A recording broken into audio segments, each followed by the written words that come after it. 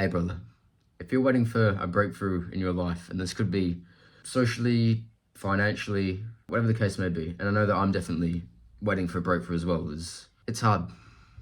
It can be hard sometimes to keep doing the things which we think will help, or doing the things which we're advised to do to reach these goals, but we aren't seeing any progress.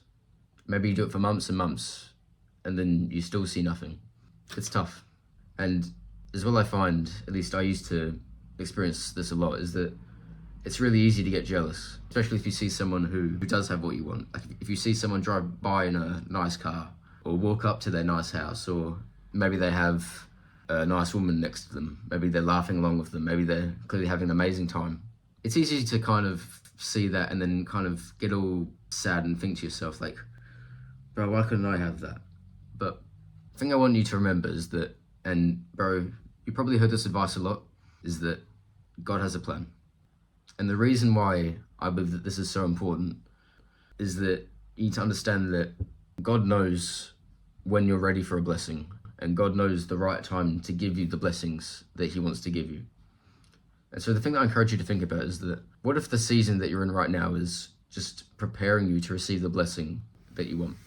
Like, I'll give you an example. What if, say you're maybe in a season of loneliness at the moment.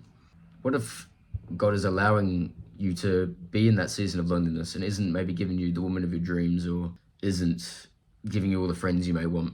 And this is going to sound kind of ooby-gooby, but what if you're in the season right now so that you can learn to get validation from yourself and to be confident just in who you are, and to spend more time with God and to find joy in him, and to know that you really aren't alone because you have him?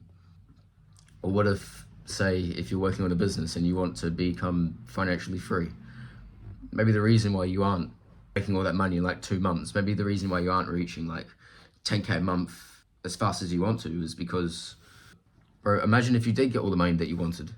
But ask yourself, what's the likelihood of you wasting that money? You know, especially if you just got blessed and you just got all the money. If you don't know how to replicate that, and you don't plan out how you're going to manage your finances, like how much are you going to save, spend, invest, or tithe, you're likely going to lose all that money. And then what? Then you'll just be back to square one again. So maybe God is having you in the season where you aren't making progress in your business because he wants you to learn how to be creative and come up with new ideas, and to learn how to sell. And so it's sustainable.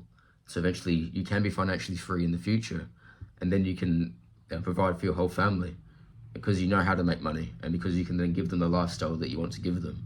And just to expand on that a bit further, bro, imagine if God sent your dream girl to you. What if God put the woman that he wants you to marry right in front of you today? What would happen? Just be honest with yourself, bro.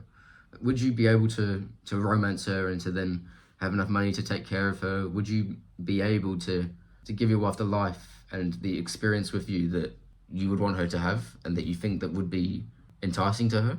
And bro, I don't know, bro, but I know that I'm not. I know that I need to keep developing. And bro, you probably saw in the title, there's a saying that I quite like, and it's Yahweh, not my way. It means that it's God's way, not my way. And bro, Jesus did this as well. You know, Jesus, before he was arrested, he prayed 3 times. God, if it's possible, please take this burden from me, but let your will be done, not mine. He prayed that 3 times. And I mean, I think we all know that, like, who would want to be strung up on a cross with nails in their hands, be bleeding with a crown of thorns on their head? But no one would want that. But I think Jesus knew that even though he doesn't want that, and even though if it's possible, he would want that to not happen, he knew that God's plan was superior. And that even though in that moment he didn't want to, he knew that God's way was better. But imagine if that didn't happen. Imagine if Jesus didn't die on the cross. We wouldn't be able to have that connection with God that we have now. We wouldn't be saved, bro. We wouldn't be able to find salvation if it weren't for Jesus.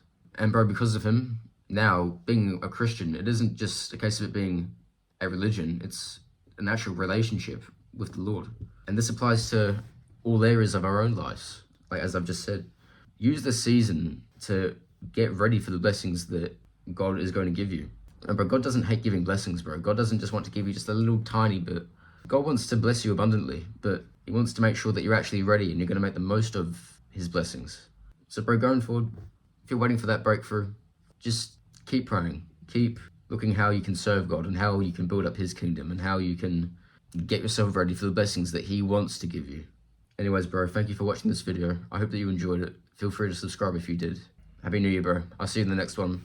Laters. Peace.